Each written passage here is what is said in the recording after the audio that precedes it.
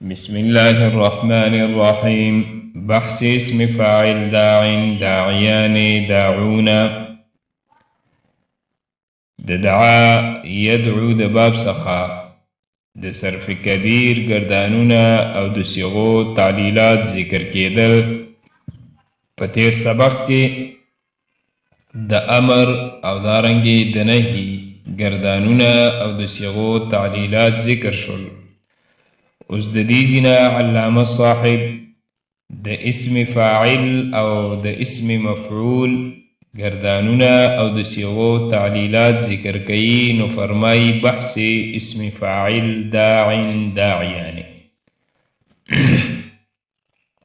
مقصد د علامه صاحب د دې عبارت نو اخلا تر روان ناقص یایی الضربا یضرب پورې څلور خبرې بیانول دي.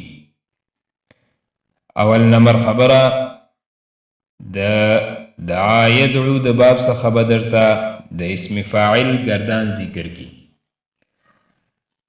دوهم نمبر خبره د اسم فاعل د صيغو تعلیلات بدرته ذکر کی. دریم نمبر خبره د دعا يدعو د باب څخه بدرته د اسم مفعول گردان ذکر کی. څلورم نمبر خبره د دې اسم مفعول د صيغو تعلیل به ذکر کی درته. نو په نن سبق کې دا څلور خبرې ذکر کیږي. دا څلور خبرې علامه صاحب بیانوي. اول نمبر خبره څه ده؟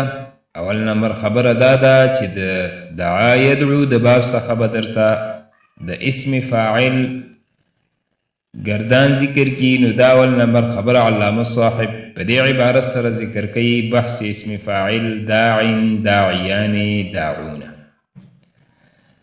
نو راځي اول نمبر خبرې ته ګوري. بحث اسم فاعل گردان د اسم فاعل او بحث د اسم فاعل داع داعیان داعون داعیه داعیتان داعیات. درین هم سیاق واو بقاعده یازدهم یا شد. دوهم نمبر خبره څه؟ دوهم نمبر خبره دا وا چې دغه اسم فاعل د صيغو تعلیلات بدرته ذکر کی. نو دا دوهم نمبر خبر علامه صاحب ذکر کوي په دې عبارت سره درین هم سیاق. علامه صاحب فرمای د دې دعا يدعو د باب د اسم فاعل په ټولو صيغو کې یو لسم نمبر قانون لګیدلی دی. څوم نمبر قانون؟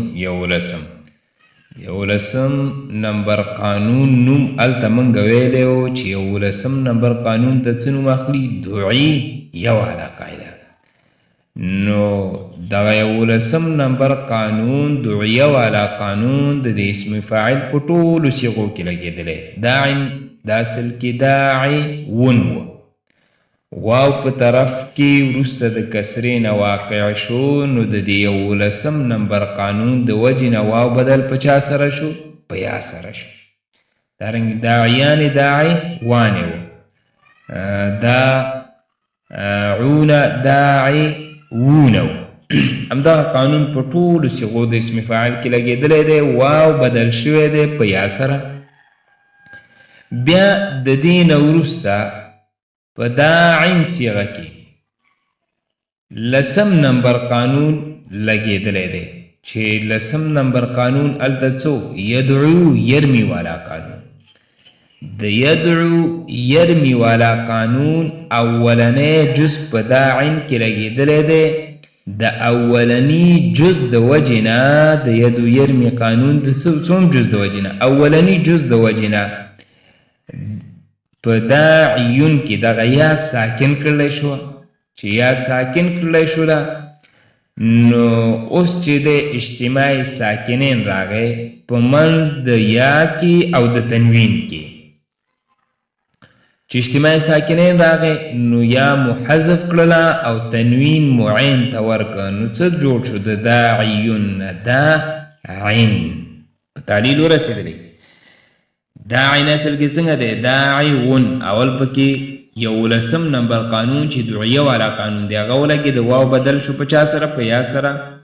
بیا په دغه قانون خو د اسم فاعل په ټولو صيغو کې لګېدلی دی، خو بیا په داعن صيغه کې، په داعن چې دا اصل کې داعیون دی، داعیون بیا اصل کې داعیون و، 11 نمبر قانون مو لګو. بیا په دې صيغه کې چې د یدعو یرمي قانون چې 10 نمبر قانون دی، اولنی جز پکې لګېدلی.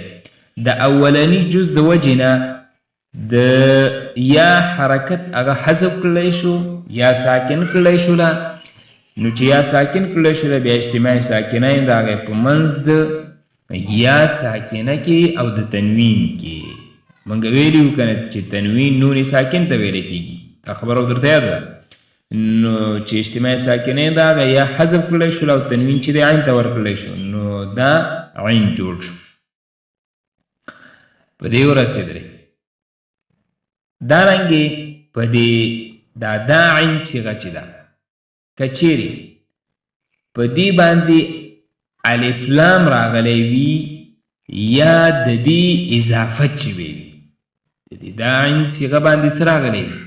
الف لام پرې راغلی وي په دې باندې، یا د دې داعن صيغې اضافت شوی وي، نو په دې صورت کې به په حالات رفعی او جری کې بیا دغه یا نشي حذف کولی. پوه شوې په دې خبره؟ دا داعن صيغه چې ده، که چیرې په دې باندې الف لام راغلی و یا د دې داعن صيغې اضافت شوی و بل یو څیز ته، نو که اضافت شوی و یا په الف لام راغلی و، نو بیا په حالات رفعی او جری کې دغه یا حذف کیږي نه. دا یا څنګه کیږي؟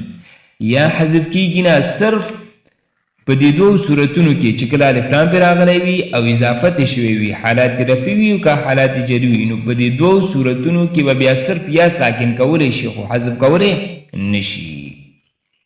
لکه الداعي د الف لام مثال دی، الف لام پرې راغلی دی. دارنګې داعیکم د اضافت مثال دی. خو ها کله کله دغه یا حذف کولی شي د پاره د تخفیف، خو په هغه صورت کې چې په دې باندې څه راغلی وي؟ الف لام راغلی وي. پوه شو؟ کله چې په دې الداعي باندې الف لام راغلی وي، الف لام پرې داخل شوی وي، نو په هغه صورت کې بیا د آخر نه یا د تخفیف د پاره کله کله څه کیږي؟ حذف کیږي. که قرآن کریم کې هم دا راغلی یوم یدعو الداعي، د الداعي دا اسم فاعل صيغه ده، الف لام پې داخل شوی، لیکن د دې د آخر نه یا د پاره د تخفیف څه د حذف شوی ده. او دا خو د حالات رفعي او د جری بیان و وضاحت. کله چې په دې داعن صيغه باندې الف لام راغلی وي یا اضافت شوی وي، نو په حالات رفعي او جری کې چې دی یا صرف ساکن کولی شي حذف کولی نشي. خو کله کله دغه یا حذف کولی شي په صورت د څه شي کې؟ الف لام کې. چې په الف لام راغلی وي نو په دې وخت کې کله کله دغه یا دپاره د تخفیف څه کولی شي؟ حذف کولی شي. که دغه داعن صيغه چیرې په حالات نسبي کې وه، نو بیا به په دې باندې څه راځي؟ نسب به پرې راځي، نسب به پرې ویلی کېږي، فتحه به پرې ویلی کېږي. صحیح شو؟ په یا باندې به څه ویلی کېږي؟ فتحه. دا وضاحت علامه صاحب کړی دی. پوه شولې؟ دا دوهم نمبر خبره. خو لاندې ګورئ، زه بیا یو خبره کوم عبارت چې کله وایي ولته ګورئ. دا دوهم نمبر خبره علامه صاحب ذکر کوي درین هم صیغ. په دې ټولو صیغو د اسم فاعل کې واو باقاعده یا زهم، واو د 11 قانون د وجې نه یا شد یا شوه، و در داعن بیا په داعن کې باقاعده ده هم د 10 قانون د وجې نه ساکن شده، دغه یا ساکن شوه به سبب اجتماع ساکنین حذف ګرځېده، د اجتماع ساکنین د وجې نه بیا حذف شوله. پوه شوې؟ ګورئ دلته خو علامه صاحب ویلې چې په د اسم فاعل په ټولو صیغو کې اول 11 نمبر قانون لګېدلی دی، واو بدل شوی په یا سره دی. بیا داعن صیغه کې چې دی یدعو یرمي 10 نمبر قانون لګېدلی. خو دا یوه خبره یاد ساتئ، د اسم فاعل په صیغو کې دغه واو په یا سره د 20 نمبر قانون د وجې نه هم بدلیږي. څوم نمبر قانون شلم یدعیان تدعین د هغې د وجې نه هم دغه واو په چا سره بدلېدلی شي په یا سره بدلېدلی شي خو علامه صاحب بیا وویلې چې په دا عین صیغه کې چې دی لسم نمبر قانون لګېدلی څوم نمبر لسم نمبر قانون لګېدلی د لسم نمبر قانون د وجې نه یا ساکن کړی شوې ده بیا اجتماعي ساکنین د وجې نه حذف کړی شوې ده تاسې راشئ لسم نمبر قانون هلته وګورئ چې لسم نمبر قانون کې علامه صاحب څه ویلي وو نو ما سره صفحه ده زما په دې کتاب کې 38 دلته علامه صاحب لسم نمبر قانون اولنی جز داسې ذکر کړی واو ویای لام فعل بعد کسره و ضمه در یفعلو وتفعلو وافعلو ونفعلو ساکن شود هر هغه واو او یا چې په لام کلمې د فعل کې واقع وي وروسته د کسرې نه یا وروسته د چا نه ضمې نه یعنې واو وروسته د ضمې نه وي یا وروسته د کسرې نه وي صحیح شو نو دغه واو او یا ساکن کولی شي په 5 صيغو کې نو علامه صاحب چې دی دغه د قانون اولنی جز دا خاص کړی دی د فعل پورې او دا عین دا خو اسم دی دا خو فعل نه دی نو دا قانون بیا دلته علامه صاحب څنګه لګولی دی پوه شوئ نو بعضې معترضینو بیا ویلي دي چې د علامه صاحب دا خبره کول چې په دا عین صیغه کې لسم نمبر قانون لګېدلی دی صحیح دا خبره د علامه صاحب دا خبره صحیح نه ده ولې ځکه هغه قانون یې هلته خاص کړی د فعل پورې هلته ویلي چې په لام کلمې د فعل کې واو او یا وروسته د کسرې یا د ضمې نه راغلی وي او دا خو فعل نه دی دا خو چې دی اسم دی په دې ورسېدلي نو بعضې شارحینو ویلي چې د علامه صاحب دلته څه دی خطا شوی دی نو هغوی دا خبره ذکر کړې ده بیا هغوی وایي صحیح خبره دا ده چې په دې کې 25 نمبر قانون 25 نمبر قانون ته تاسو راشئ همدلته یو 2 صفحې یو صفحه راواړوئ چې ما سره یو 40مه صفحه ده یو پاڼه دې خوا راواړوئ نو چې 25 نمبر قانون څه شی و افاعلو او دارنګې مفاعلو و اشباه ان نو بیا چا چې کومو شارحینو چې ویلي دا خبره د علامه صاحب صحیح نه ده چې په دې کې لسم نمبر قانون لګېدلی بلکې هغوی وایي چې نه په دې کې دغه 25 نمبر قانون لګېدلی دی د 25 نمبر قانون دوهم جز پکې لګېدلی دی په دا عین کې پوه شولئ د 25 نمبر قانون کې موږ ویلي وو چې و اشباه ان د دې نه مراد چې دی عام صراف جمع منتهى الجموع صيغه د جمع منتهى الجموع اخلي او مفتی رفیع رحمه الله چې هغه د دې موسیقي ترجمه اردو کې کړې ده هغه په حاشیه کې ذکر کړي د اشباه ان نه مراد چې دی هر هغه اسم دی چې د هغې په آخر کې یا راغلی وي او د دې یا نه مخکې کسره وي یا ما قبل مکسور وي هر هغه اسم ته مراد دی نو بیا دې ته هم څه کېږي شاملېږي دا عین ته نو بیا دغه علما کرام فرمایي چې نه هغه قانون نه دی لګېدلی یدو ینمي والا بلکې په دې کې دا جوارن والا قانون لګېدلی دی په دې ورسېدلی او مفتي شفیع صاحب وایي چې اشباه یا نه مراد څه شی دی هر هغه اسم دی چې د هغې په آخر کې یا راغلی وي د هغې نه مخکې څه وي کسره وي نو دا عین دا هم دا عیون و آخر کې یا و مخکې ته کسره راغلی وه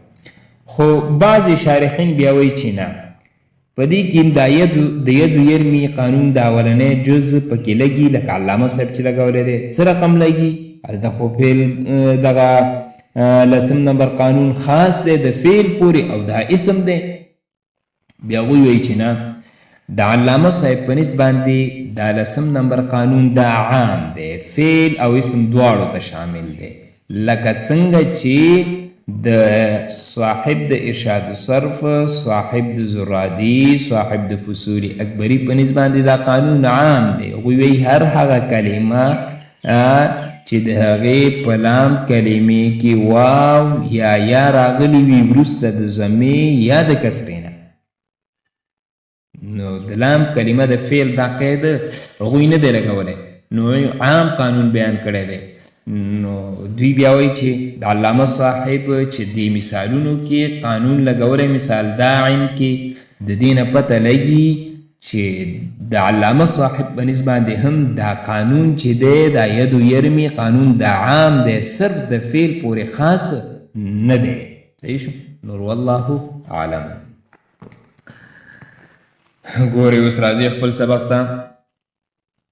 درین هم سیاق په دې ټولو صیغو د اسم فاعل کې واو بقاعده یازدهم واو د 11 قانون د وجې نه یا شو د بدل په یا سره شو، و در داعین بیا په داعین صیغه کې بقاعده د هم د 10 قانون د وجې نه ساکن شو، دغه یا ساکن شو سبب اجتماع ساکنین حذف ګرځیده، د اجتماع ساکنین د وجې نه بیا دا یا حذف شوله. اگر بر این صیغه الف لام آید دغه خبره بیا هلته 25 نمبر قانون کې هم ذکر ده که چیرې په دغې کلمې باندې هلته موږ ویلي وو چې اولنی جزء دی الف لام راغلی وي یا یې اضافت شوی وي، نو بیا چې دی په حالات رفیع او جري کې به دا څه شی وي، دغه یا صرف ساکن کولی شي. همدغه خبره ذکر کوي که چیرې په دې داعین باندې الف لام راغلی وي یا چې دی اضافت شوی وي، نو بیا په حالات رفیع او جري کې دغه یا صرف څنګه کولی شي، ساکن کولی شي، حذف کولی نشي. ها خو کله کله دغه بیا دغه یا هم حذف کولی شي په صورت د الف کې، یعنی کله چې په د داعین باندې الف راغلی وي نو د دې آخر نه چې دی بیا کله دغه یا دپاره د تخفیف هم حذف کولی شي، لکه چې قرآن کریم کې راغلی دی یوم یدعو الداعی. او دارنګې په حالات نسبي کې دغه یا باندې به څه ویلی شي، فتحه ویلی شي، په دې یا به نصب ویلی شي. اگر بر این صیغه که چیرې په دغې صیغې د داعین باندې الف لام آید الف لام آید راشي، یا به سبب اضافت یا د اضافت د وجې نه برآن تنوین نه یاید تنوین رای نشي، یعنی اضافت دې شوی وي چې اضافت یې وشو نو تنوین نه راځي، یا په دې باندې الف لام راغلی وي چې الف لام هم پرې داخل شوی وي بیا هم پرې تنوین راځي. صرف بر اسکان یا اکتفا کند، نو بیا به صرف په ساکن کولو د یا باندې اکتفا کولی شي، نو بیا صرف په اسکان د یا په ساکن کولو د یا باندې څه کولی شي، اکتفا.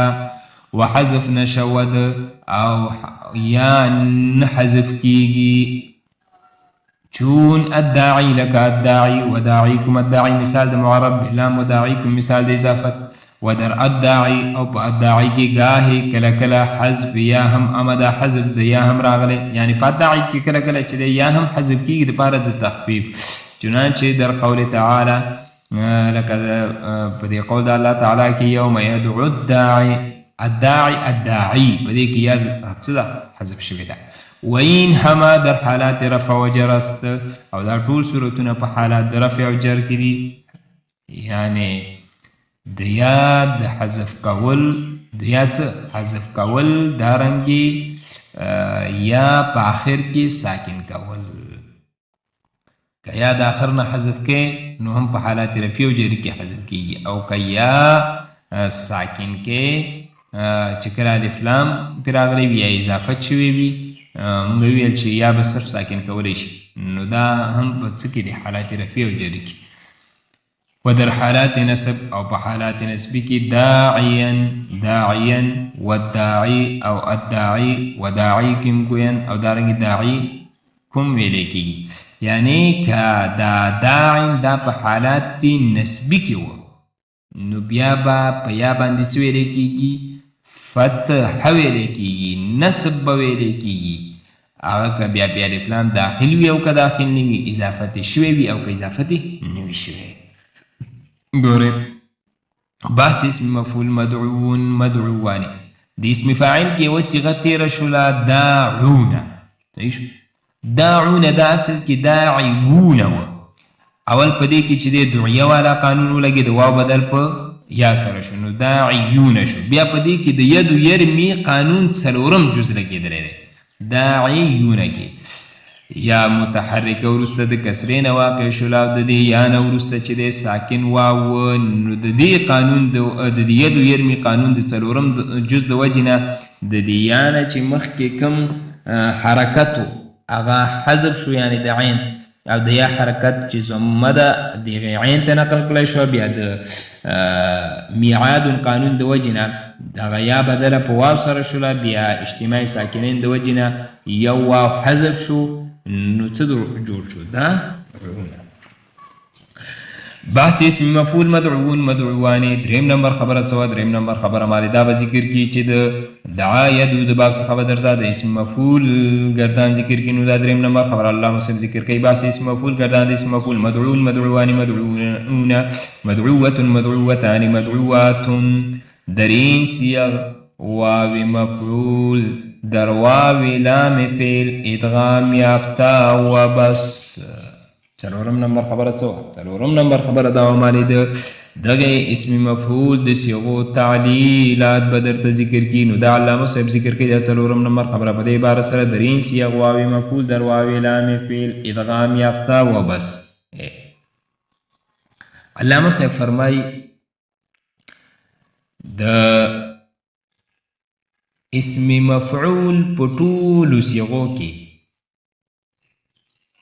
اولنی واو دا په دوهم واو کې مدغم شوی دی مدعون اصل کې مدعوون دوه واونه دي نو په دې ټولو صیغو کې چې دی اولنی واو چې هغه علامه د اسم مفعول ده چې دلته واو د مفعول ورته ویلی شوی دی د علامه د مفعول چې اولنی واو دی دا په دوهم واو کې څه ده مدغم کړی شوی چې دا دوهم واو دا لام کلمه د فعل ده لام کلمه د فعل ده نو پوه شئ په تعلیل مدعوون اصل کې څنګه مدعوون دا ټولې صیغې د اسم مفعول همدغه شان دي نو واو د مفعول چې اولنی واو دی دا په واو د لام کلمې د فعل کې مدغم شوی دی صرف همدومره کار شوی چې واو د مفعول په لام کلمې د فعل کې څه دی مدغم شوی دی د دې نه علاوه بل څه تعلیل وغیره پکې نه دی شوی په دې ورسېږي ګورئ د څلورم نمبر خبره علامه صاحب ذکر کوي درین صیغ په دې صیغو د اسم مفعول کې واو مفعول واو د مفعول یعنې اولنی واو در واو لام فعل ادغام یافته په واو د لام کلمې د فعل کې مدغم شو و بس او فقط او صرف واو د مفعول په واو د لام کلمې د فعل کې څه دی مدغم شوی دی که خیال مو وي دلته علامه صاحب ویلې واو د لام کلمې د فعل کې واو د مفعول مدغم شوی واو په واو د فعل د لام کلمې کې ګورئ دلته علامه صاحب چې دی ویلې واوې مفعول د واوې مفعول نه مراد چې دی اول واو دی چې دا د اسم مفعول علامه ده او د واوې لام فعل نه مراد دوهم واو دی واوې لام فعل نه مراد څوم واو دی دوهم واو دی خو د دې نه د فعل د لام کلمې واو سره تعبیر د دې د وجې نه وکړو چې فعل نه مراد حروف اصلیه دي فعل نه مراد څه دی حروف اصلیه نه مراد دي فعل اصطلاحي نه مراد نه دی او د حروف اصلیه نه دا واو د لام کلمې په مقابله کې څه دی راغلی دی واقع دی او یا د اصل په اعتبار سره د دې دوهم واو نه د فعل د لام کلمې سره تعبیر وکړلو ځکه چې مفعول دا جوړ د چا نه دی د فعل نه جوړ دی د فعل نه جوړیږي نو د دې د وجې نه دوهم واو ته چې دی څه ویلې واو د فعل د لام کلمې